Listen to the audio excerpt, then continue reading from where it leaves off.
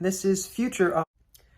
Hey everyone, this is future Owen. At the time of currently recording this little intro here, it has been a day since I, properly finished recording my magnum opus, for lack of a better term. This is definitely probably one of the most experimental videos that I've done because I've always loved those videos about film analysis, yes, but also the videos that do a deep dive into the production of how exactly certain projects came to be or never came to be. Matt McMuscles' What Happened videos are a perfect example of what I'm talking about. But obviously mine's still on a much more amateurish level. And I also wanted to make this video, this little intro here, to preface by one mentioning my amateurish nature of how I was able to bring this about.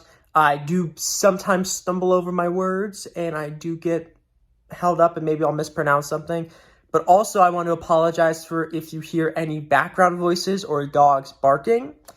When I recorded this, one, my family did not know the fact that I was recording at the time, and two, I live in a family of 8. I am the oldest of 5 siblings, and I also have, 6 siblings. Plus there's also my parents. I have 3 dogs. Plus recently my aunt, her husband, her 2 kids, their dogs, and my Meemaw, who is my grandmother on my father's side. They're all currently living with us in the guest house next door. So if you hear any dogs barking in the background or any voices, I want to preface by stating I am sorry. I did not know that they were going to be, of course, doing that. But then again, they didn't really know the fact that I was recording. So I just want to give you a little bit of an idea about why exactly you hear dogs barking when I'm in the middle of presenting my slides. And, but other than that, I hope you guys enjoy watching this video. It is probably the most length in terms of video length in terms of, there we go again with me stumbling.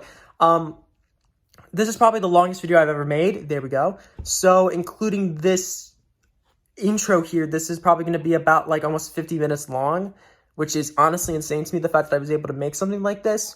But yeah, I hope you guys enjoyed watching it as much as I did making it, or even watching it more than I did making it. But yeah, I hope you guys enjoy. Hey folks, as you can tell by this much more spacious area and my background here, I'm actually doing something a little bit different today, because initially what started out as a for me project has eventually evolved into me doing this intricate deep dive into the production of a movie that feels like should have come out a long time ago, but is only just now finally getting released, but not without many trials, tribulations, and controversies attached to it. But without further ado, I am presenting to you this special presentation that I ended up making myself. Took a while, but about a week, but I was able to concoct what I like to call a history of the Flash, or how a movie based upon the fastest man alive spent 10 years in development hell. That's what that subtitle says, in case you're wondering. And for those wondering, yes, in case you can't really read what my background is saying, don't worry, as I have my computer here, which is how I'm able to transition between slides. So I will be reading aloud my slides, so that way you won't be able to worry about whether or not you can't read what is being seen on screen, because I'll read it for you. Or rather tell it, in case you were having difficulties, looking at it. Anyways, now first, let's get into some background. What is development hell?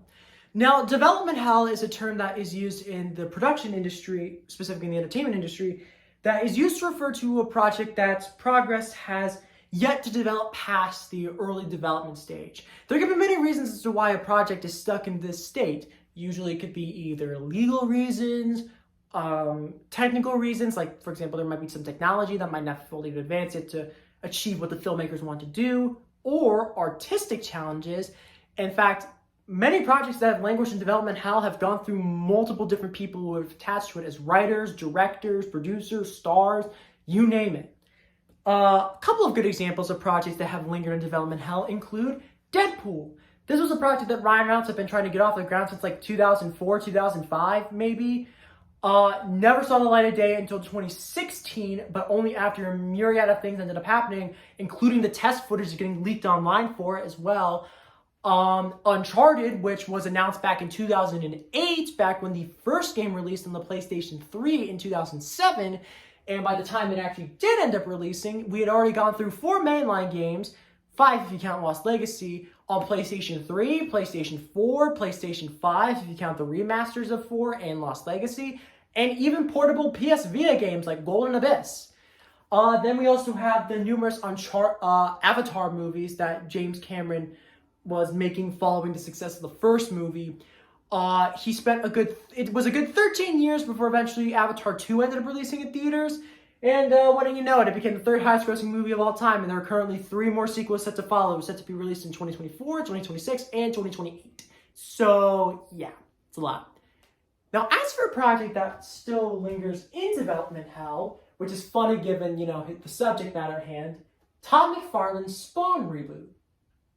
Now, ever since the late 90s / early 2000s, Todd McFarlane has been attempting to get a live-action, gritty Spawn reboot off the ground. And so far, he's actually made some pretty decent progress as of late, as Blumhouse, who is known for producing a ton of hit horror movies, have come aboard as a production company. Jamie Foxx is currently cast to star as Al Simmons, aka the titular Spawn. And most recently, during New York Comic-Con in October of 2022, he revealed the fact that he actually gotten some pretty A-list talent to work on the screenplay to the movie, which included Scott Silver, who's penned screenplays like 8 Mile, worked with Todd Phillips on both Joker and its upcoming sequel, Joker Folie à Deux. Matthew Mixum, who granted I'm not too familiar with, and Malcolm Spellman, who previously served as the head writer of Falcon and the Winter Soldier, and is currently the co-writer of the upcoming Captain America New World Order. So he definitely ended up getting a wide array of talent to work on this screenplay. But yeah, Spawn is still lingering in development hell. So these are all 4 examples of notable projects that have lingered in development hell. 3 of them have actually managed to escape from it. 1 of them is still currently in it right now. Rooting for you, Todd. Really hoping you'll be able to get that movie finished. But then, apologies, if it does that. Okay, now we have a quick background. Who is The Flash?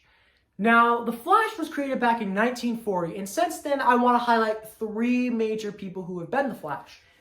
First, we have Jay Garrick. Jay is the original OG Flash that was introduced back in 1940. He's a founding member of the Justice Society of America, and he also ended up getting his powers after he accidentally inhaled hard water vapors and could move beyond the speed of sound. Then, in 1956, we have the most well-known Flash that was introduced during the Silver Age of comics, Barry Allen, in Showcase issue number 4 in 1956. We'll be getting into Barry's origin story in a little bit. And he served as the Flash from 1956 all the way up to 1985 when he died, but then he got resurrected in 2009, and he's basically been the Flash ever since. And then following this, we have Wally West, who was the former Kid Flash and Barry's protege, and the current Flash of the DC Universe. Yes, Barry and Jay are still operating, but Wally so far is the mainline Flash now, as he's currently the leading Flash of the current Flash comics written by Jeremy Adams, and the upcoming relaunch set to release in September, written by Simon Spurrier. Wally ended up becoming the Flash after Barry had sacrificed himself during the events of Crisis on Infinite Earths, and remained the Flash from around 1987 all the way up until 2011, when the Flashpoint basically erased him out of existence, and the New 52 basically got rid of him altogether and replaced him with a different Wally West, who was African American, before eventually returning in 2016 proper, and has been serving as the Flash ever since. But for the purposes of this presentation, I want to focus on the center Flash right there, Barry Allen. Now, what is Barry Allen's secret origin that led him to become the Flash? Well, as recently... Now, for the record, the current Flash origin story that was introduced by Jeff Johns during the events of the 2009 Flash Rebirth miniseries that he wrote, and also during the New 52, that is the backstory that I'm going to be focusing on, because it's the most well-known, and I feel like if I didn't mention it, whatever. Now, Barry's origin is that he was a happy kid living a carefree life with his mother, Nora, and his father, Henry.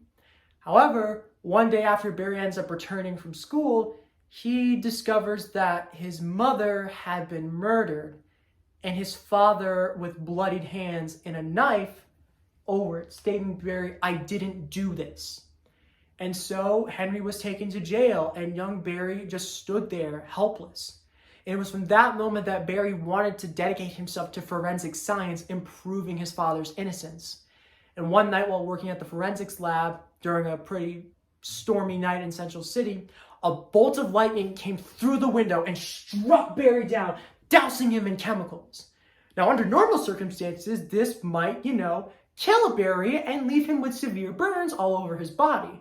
But because this is the DC universe, what actually happened was Barry developed a connection to the Speed Force, this all-encompassing force that basically anybody can tap into, and Barry now has a connection to.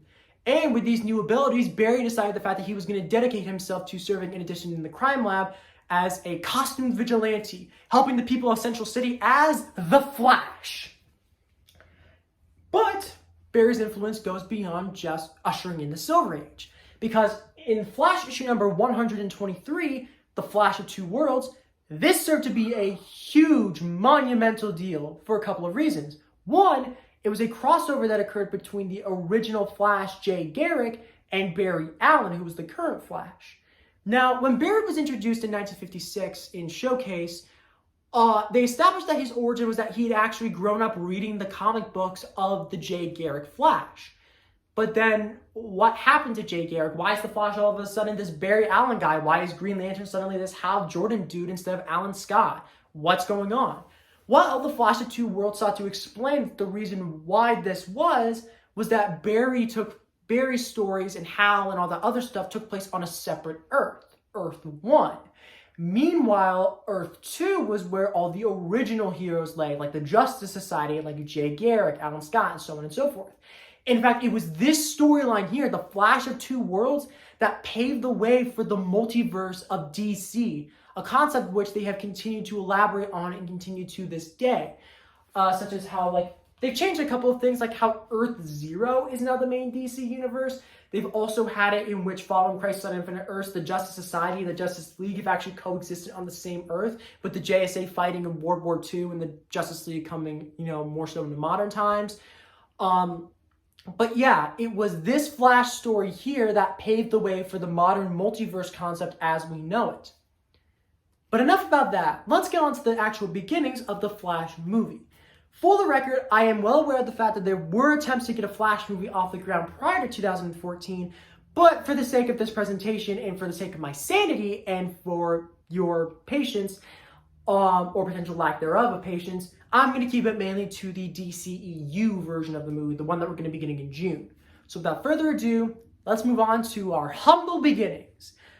Now, in October of 2014, DC ended up coming out and announced, hey, guess what? You know how Marvel's currently doing their own cinematic universe? Well, guess what? We were there before Marvel, but we can do it too, and we can do it better. So they end up announcing the slate of movies that they're planning on doing for this DC extended universe, including Suicide Squad, Wonder Woman, Justice League Part 1 and 2, The Flash, Cyborg, Green Lantern Corps, Aquaman, Shazam, all these other different movies. But obviously the main one that we're going to be focusing on is The Flash, because they end up announcing in that initial presentation that the movie had a March 23rd, 2018 release date, and that person being a Wallflower star, Ezra Miller, had officially been cast in the main role of Barry Allen, aka The Flash. Now, we didn't really have much to go off of beyond that. At that point, there was no director, writer, or anything else attached to it. Just the fact that it was supposed to be coming out in 2018 and that Ezra Miller would be starring in the lead role of The Flash. Then, in 2015, specifically in April 2015, it was announced that Phil Lord and Christopher Miller, hot off the success of the Lego movie for Warner Brothers, ended up getting hired by Warner Brothers to serve as the the story writers for The Flash. Now, they fully couldn't commit to writing or directing because they had actually been offered the chance to direct Solo, a Star Wars movie by Lucasfilm, but then they would end up getting fired and replaced by Ron Howard, but we're not going to talk about that. But Lord and Miller would serve as the initial story writers for The Flash. Meanwhile, later that same year in October 2015, Seth Grahame-Smith, who had been known for writing movies like Pride and Prejudice and Zombies and Abraham Lincoln Vampire Hunter, would be making his directorial debut as both the writer and director of The Flash. Things seem to be moving pretty well, right? Well, this is going to be the first of many wells for me. In April 2016, it was officially announced that Seth Grahame-Smith had actually departed from The Flash, having cited creative differences with the studio over what direction he wanted to take the movie. Warner Brothers still wanted to be able to find somebody to obviously do their Flash movie because, The Flash is kind of a big deal. Later that year, it was officially announced on June of 2016, so later that year, Rick Famuyiwa, then known for his successful movie Dope, and would later go on to work on The Mandalorian as a writer, director, and executive producer, had officially been hired by Warner Brothers to serve as the new director of The Flash, and would even go on to rewrite Grahame-Smith's script. And it was actually at this point that Famuyiwa was very much involved with the supporting casting of The Flash. Case in point, Kiersey Clemons, who had previously worked with Famuyiwa on the movie Dope, had officially been cast to portray Iris West, Barry Allen's main love interest. And it was also announced that Ray Fisher had officially been tapped to appear in the Flash movie as Cyborg, who very much like Barry would actually be making his official DC cinematic debut with Justice League 2017.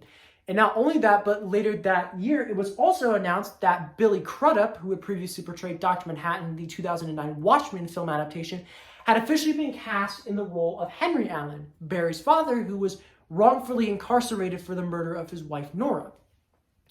Now, obviously, Miller, Fisher, and Billy Crudup would all end up appearing in the Justice League movie, both cuts, the 2017 theatrical cut and the 2021 Snyder cut. And Kiersey Clemons was supposed to show up in Justice League as Iris West, but her scene was actually cut from the theatrical release, but was restored when the Snyder cut released back in 2021. And things seemed like they were moving smoothly. It seemed like progress was being made, casting was underway, filming was no doubt going to happen soon, and the movie released in 2018, right? Right? Well, yeah. So in October of 2016, literally on Halloween, it was announced that Rick Famuyiwa had officially been departed as the writer and director of The Flash, once again due to creative differences. You're going to see a little bit of a common occurrence with that one. Once again, The Flash had officially been up 2 directors and now had officially lost both of them. So off to a great start. Now we have to start from scratch in terms of its script. Then in January of 2017, it was officially reported at first by Variety that Joby Harold, who had at this point really hadn't been known for much. Nowadays, he's done stuff like he was one of the co-writers on John Wick Chapter 3, I believe. He was one of the co-writers on Zack Snyder's Army of the Dead. He was the head writer of the Obi-Wan Kenobi series for Disney+. He's also going to be the writer of the upcoming live-action My Hero Academia movie. He'd officially been courted to serve as the new screenwriter for The Flash, basically starting from page 1. Then during San Diego Comic-Con of 2017, we get a shocking title change for The Flash, as it was announced that the movie would no longer be called The Flash, but would actually be retitled to Flashpoint. Yeah, even back then, back in 2017, so almost 6 years ago at this point, Warner Brothers was already trying to pull that Flashpoint card. They were already trying to be able to try and get a Flashpoint adaptation off of the ground, because even back then they realized how much of a mess it was, because at that point Zack Snyder had left Justice League, and then they had to do the reshoots with Joss Whedon, and then that was a whole ordeal that I'm not going to get into. Many other people have covered it and covered it better, but the point is, even back then Warner Brothers knew we have a mess on our hands and we need to fix this. But for the few who are wondering, what exactly is Flashpoint? Well, Flashpoint was a 2011 comic book storyline that was done by Jeff Johns and Andy Kubert. The basic premise of Flashpoint was that Barry Allen ended up going back in time to stop his mother from being murdered. But in the process, he ended up creating an alternate timeline. So, like, for example, instead of Superman landing in Smallville, Kansas and being raised by Martha and Jonathan Kent, he would end up landing in the middle of Metropolis and being taken away as a government-sanctioned experiment, having zero exposure to sunlight and basically being a tall, anorexic creature.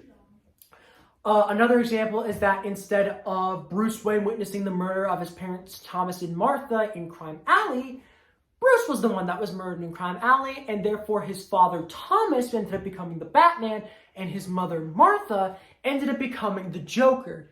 And probably the biggest one, Wonder Woman and Aquaman were at war with one another, and it was threatening to destroy the entire world. Yeah, things were kind of bad, and Barry had to fix them somehow. Now, Flashpoint is notable because this was the event in DC that caused the New 52 relaunch to happen.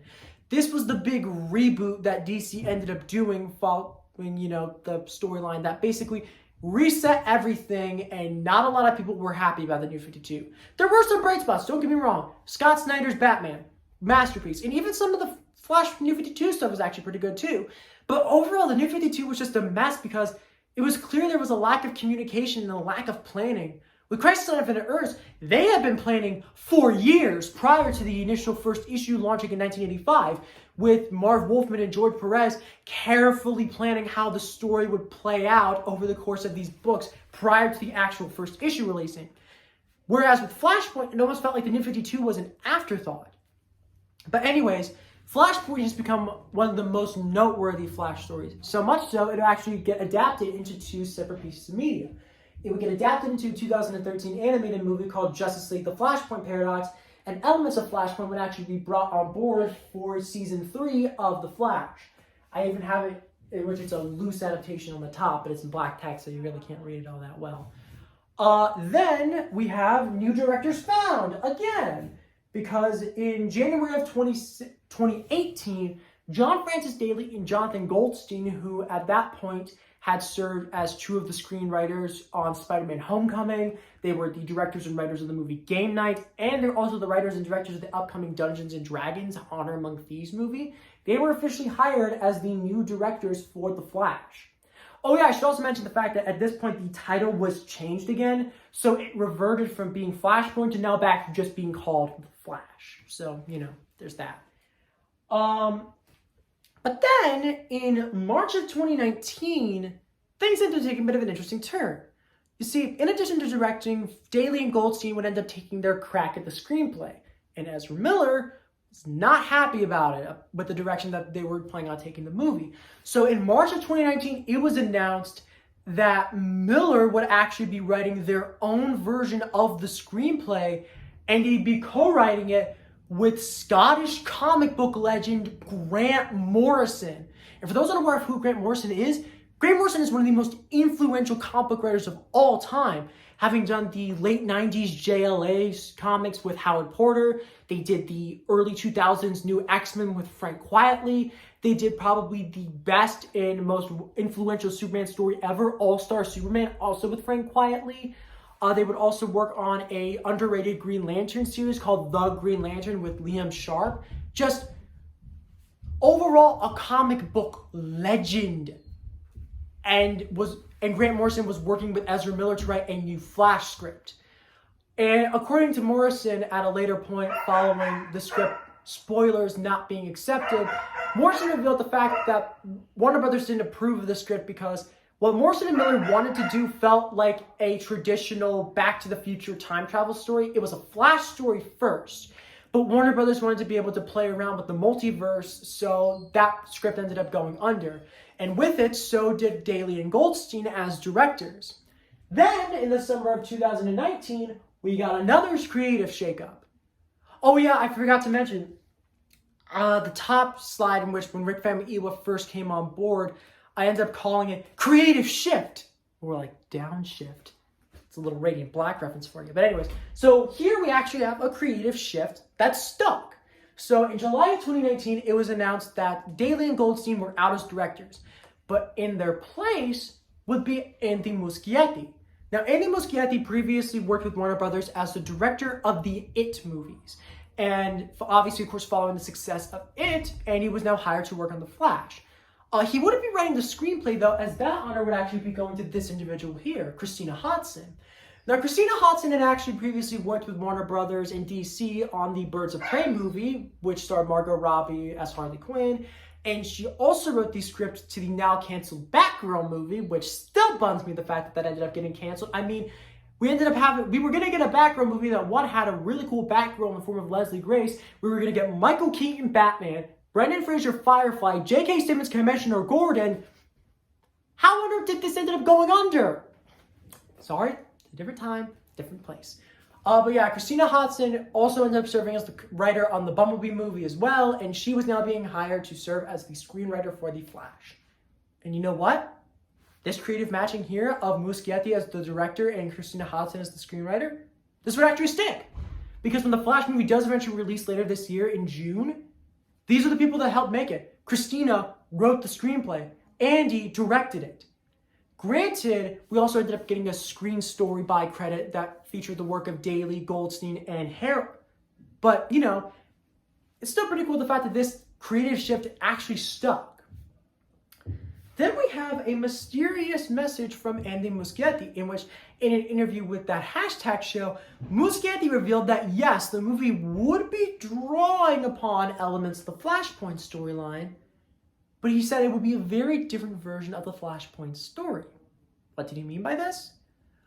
Well, we would end up getting some notion of what he meant by this when, in June of 2020, as officially reported by The Wrap, Warner Brothers was officially courting Michael Keaton to return as his version of Batman from the Tim Burton Batman movies to return for The Flash. Yeah, this is what Andy Muschietti meant when this is not going to be the same Flashpoint that you know. In addition, later that year in August of 2020, via Vanity Fair, Batfleck returns. Ben Affleck will be reprising his role as Batman for The Flash. Now, this makes sense for a couple of reasons, because one, when you start out the movie, obviously we need to have that Ben Affleck Batman in order to give us that sense of familiarity with the previous DCEU movies that came before The Flash. So when Barry does travel back in time and changes everything, so now Batman is Michael Keaton, we need to have Ben Affleck as the baseline because that's the starting Batman. And there's also the fact that both the Ben Affleck Batman and the Ezra Miller Flash have this kind of mentor-mentoree relationship with each other, and they both find solace in the fact that they both ended up having to witness their mothers die when they were very young. But yeah, I just think the fact that it's awesome the fact that Michael Keaton was going to be able to, both Keaton and Affleck are being able to come back as Batman. Granted, Affleck has mentioned the fact that he's only really in The Flash for about 5 minutes, but it's going to be really nice seeing him one last time as, you know, the Caped Crusader. Then during DC Fandom of 2020, I believe during August, we got our first look at this concept art for Barry Allen's new suit that he will eventually wear in The Flash. And we even see this nice little piece here of Barry side by side with the Keaton Batman fighting games. Not gonna lie, this concept art slaps. It looks awesome. Love the background, love the lightning, and I actually really do like this new suit that Barry has. And then we have some casting confirmations and casting conundrums. You see, in January of 2021, it was announced that Ray Fisher would no longer be appearing in the Flash movie as Cyborg, and that the character had officially been written out of the movie. This was due to the fact that Ray Fisher was feuding with DC Films president at the time, Walter Hamada, and refused to work with him on any project due to the fact of his handling into the Justice League investigation, in which he alleged the fact that Joss Whedon engrossed in gross and inappropriate behavior and was enabled by producers John Berg and Jeff Johns. And so Cyborg was written out of the movie and Ray Fisher was no longer set to appear. But what we ended up losing in the form of Ray Fisher Cyborg, we gained in the form of a new Supergirl. That's right. Supergirl would be appearing in the Flash movie, and she'd be played by a newcomer from Young and the Restless, Sasha Calle. Which I think is actually kind of cool, the fact that, you know, we're getting a Latina Supergirl, which, you know, that's just me. Then we actually got some more casting confirmations and conundrums, because it was announced that Kiersey Clemons would officially be returning as Iris West, which is really cool. We also got the actress revealed for who would be playing Barry's mother, Maribel Verdú. But we also got confirmation that Billy Crudup would no longer be able to play Henry Allen, Barry's father, due to scheduling conflicts with the morning show season 2. So in steps Ron Livingston to serve as the new Henry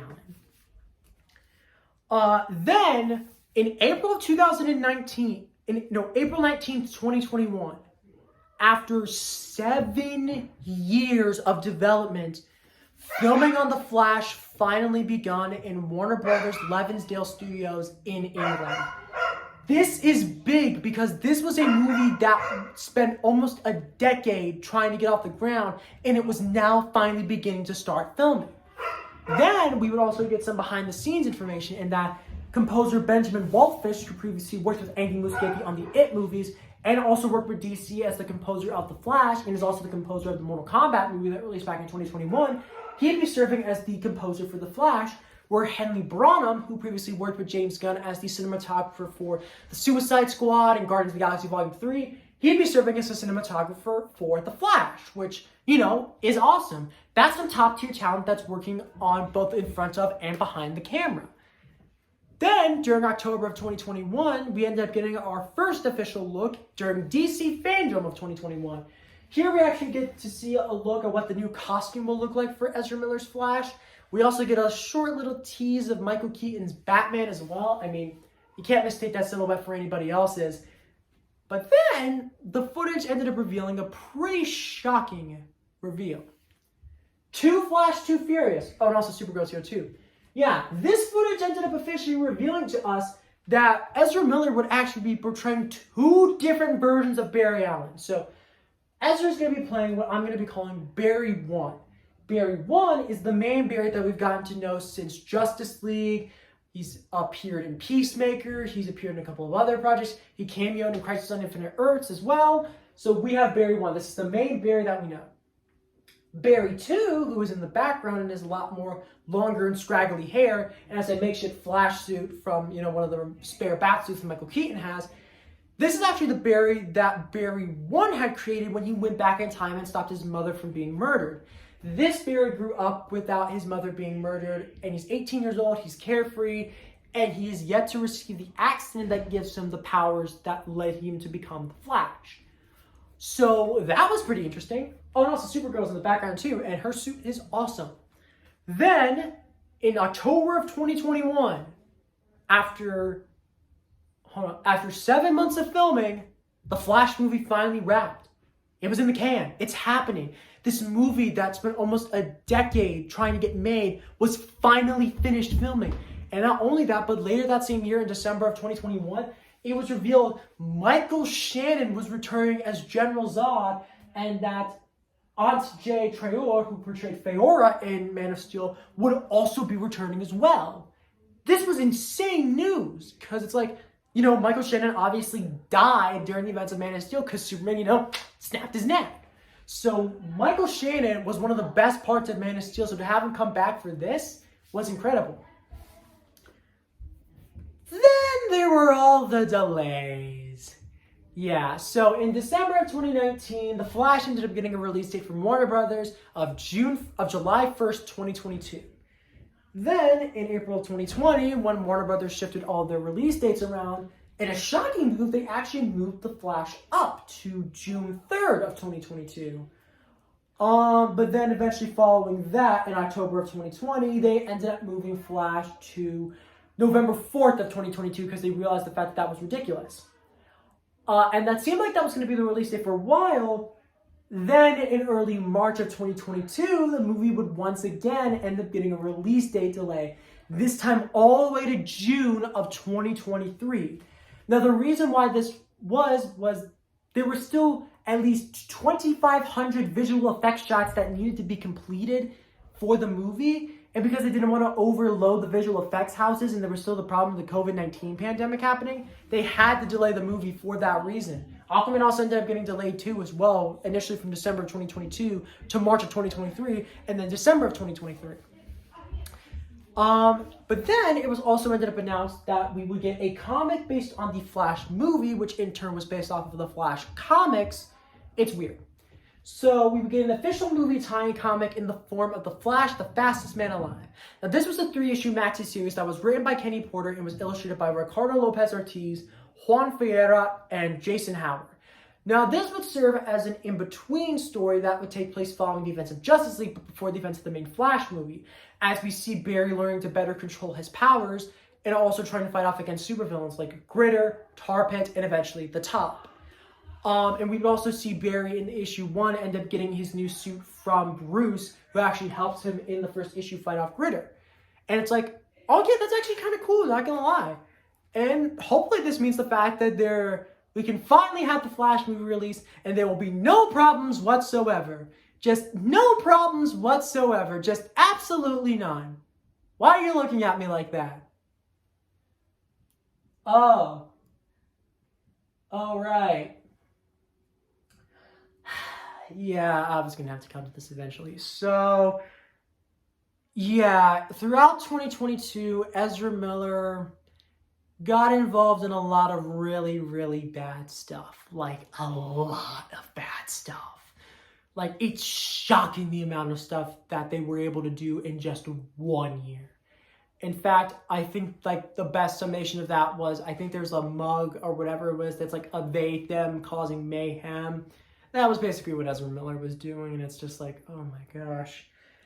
And so Warner Brothers was obviously aware of this, and following their merger with Discovery becoming Warner Brothers Discovery, David Zaslav, who is the new head of WBD, now had to figure out what the heck he was supposed to do, considering the fact that now he had to release a movie with a felon as its lead role.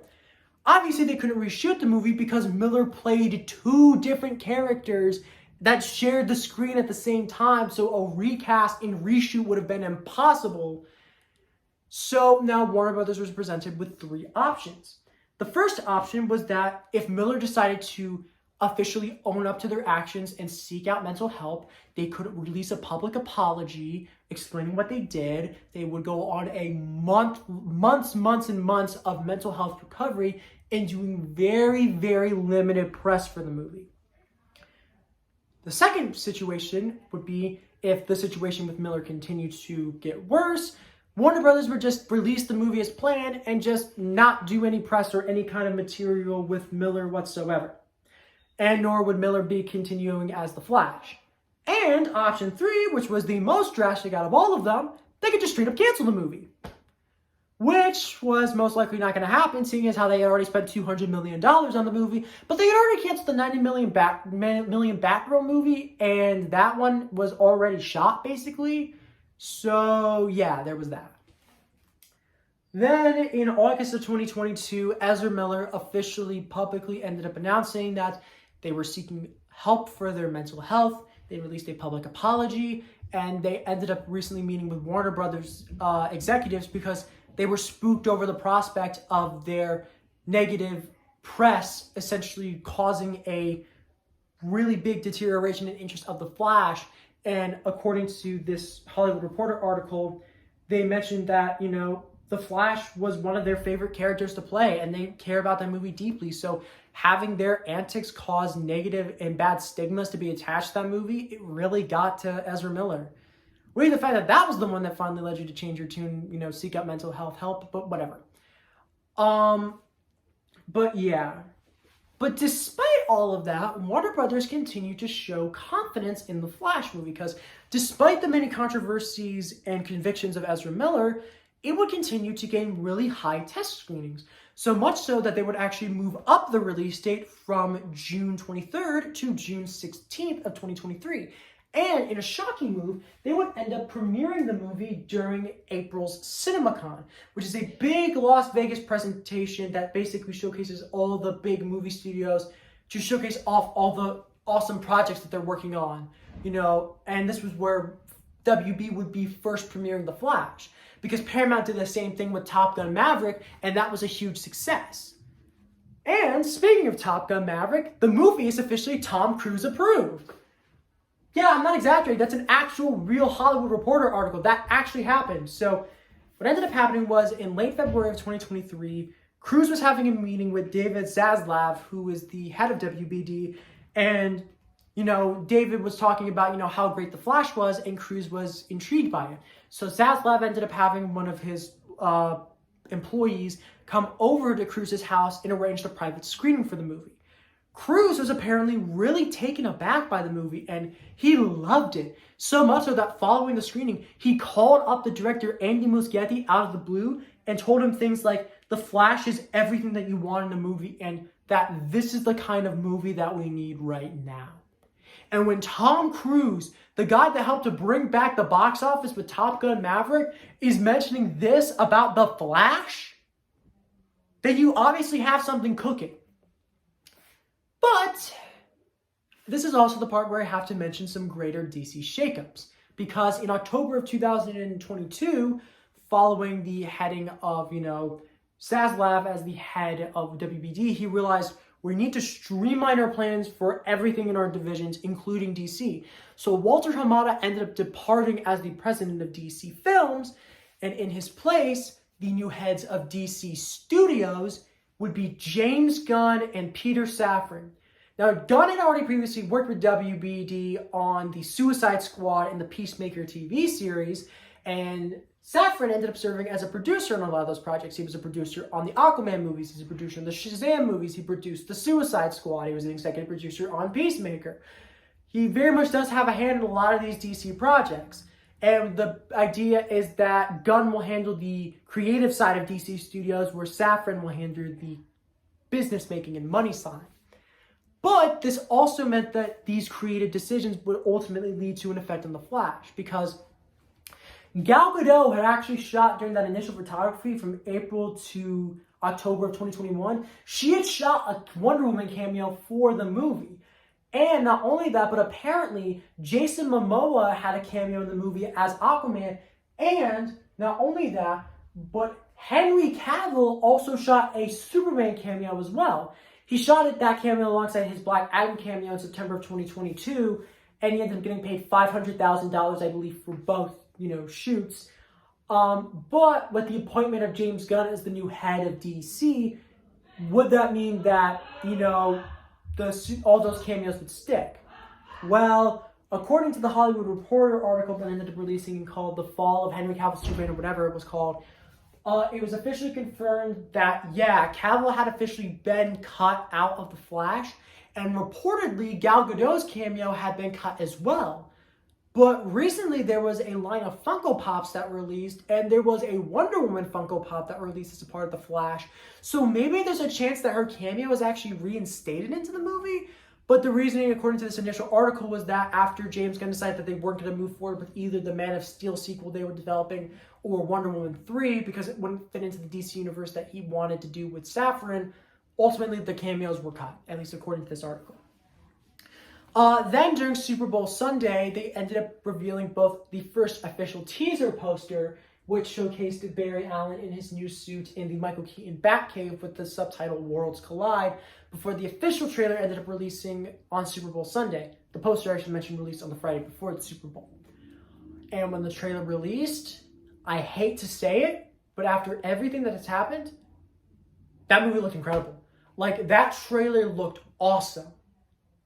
Now, I still stand by the fact that Flashpoint should not have been the first ever Flash movie. You shouldn't have gone with Flashpoint. Do it in a sequel, but don't do it for the first ever movie. But with the way that James Gunn is currently heading with his new DC universe, which I will be getting to in a bit, having Flashpoint act as a reset of the DC universe is actually kind of a blessing in disguise, because, with this new DC universe that's coming from James Gunn and Peter Safran, now you can be able to explain why in certain projects some characters are played by the same actors, but yet other characters are played by completely new actors, and yet some storylines that were established in some of the other projects happened here, but they're not referenced here.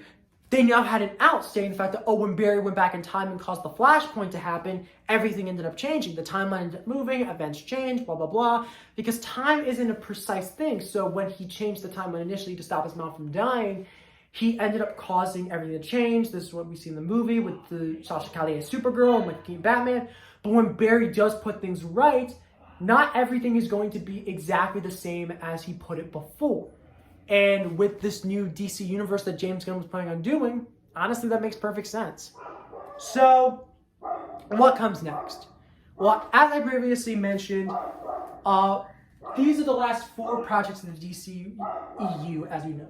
Shazam! Fury of the Gods, which released this past week in March. Then we have The Flash, which is going to release in June. Then that's going to cause the universe reset. Then we have Blue Beetle, which will eventually be releasing after that, and I cannot wait for Blue Beetle. I'm so excited for Jaime to finally get that live-action treatment. Then we have Aquaman and Lost Kingdom releasing in December of this year, and serving as the final movie of the DC Extended Universe before we head over into this new DC universe that James Gunn and Peter Safran are doing with projects like Creature Commandos, Waller, Superman Legacy, Lanterns, The Authority, Paradise Lost, The Brave and the Bold, Booster Gold, Supergirl Woman of Tomorrow, Swamp Thing, and many more. And when they ended up announcing this slate, James Gunn and Peter Safran did an interview explaining about how The Flash actually very much benefited them with helping set up this new universe. And James Gunn has actually mentioned the fact that he believes The Flash to be one of the best superhero movies ever made, and that Andy Muschietti did an amazing job. And whether or not Ezra Miller would be coming back as The Flash, this is what Gunn and Safran had to say. Gunn just simply stated, let's see what happens, whereas Safran mentioned, Ezra is fully committed to the recovery right now, and we talk to them. We're in constant contact, and when the time is right, we'll have that conversation with them and decide what's best for them personally. And that is currently where we stand right now in regards to the Flash movie. The film is set to release in approximately less than 3 months from now, in June of 2023. It has a $200 million budget. It will feature both the return of Ben Affleck and Michael Keaton's versions of Batman. It will incorporate the DC multiverse into the mix. And whether or not, Ezra Miller will be back, who knows? Personally, I do hope the fact that they do end up going for a recast, because obviously with all the controversies that Ezra Miller did, good on them for trying to get mental health recovery, but on the other hand, dude, that doesn't excuse all the stuff that you did. That was still really, really bad. And that's why I very much hope that they do end up recasting The Flash. But if they do end up deciding for some reason that they are going to stick with Ezra Miller as Barry for this new DC universe, I'll be upset about it, but I realize the fact that that's nothing really I can do. There's really not much else I can do in that situation. And from what I have seen from the trailer, it does seem like the fact their performance has improved, because I wasn't too keen on their portrayal of Barry in Justice League. It felt like an amalgamation in which it had the name, the backstory, and the job of Barry from the comics, but felt like it had the young, quippy nature that you would see in Wally's version of The Flash. So you have this weird hodgepodge of these two completely different Flashes, and yet it just felt like neither. Whereas I did end up liking them a little bit, their portrayal a little bit more when the Snyder Cut happened, but that was only because of the added depth that Snyder was able to provide in the movie. Yes, there were some moments where Barry was really annoying, but what I really appreciated was how they gave Barry more depth, and that at the speed of force moment at the end of the movie was absolutely incredible. And from the little bits that we see in the trailer, it seems like Ezra has actually nailed down more on the traditional elements of Barry. He's been superheroing for a while now, so that means he's grown and matured, and he's become more like the traditional Barry that we've seen in the comics. But whether or not that means the fact that they'll continue to have a future at DC, I have no idea. I'm not one of the heads of DC. I'm not one of the many screenwriters that James Gunn has hired, although I wish I was. But, this is that, this has been my look at the Flash movie. A film that honestly should have come out a long time ago, but is only just now recently getting released. I'm way more excited for this movie than I thought I would be, especially after that trailer released during the Super Bowl. But whether or not it will actually be good, I guess we're just going to have to wait and see until June. So I hope you guys liked this video. Man, I have been talking for a very, very long time now. I hope you guys enjoyed. If you guys would like to see more content like this, let me know in the comments down below. And yeah, as always, stay gold and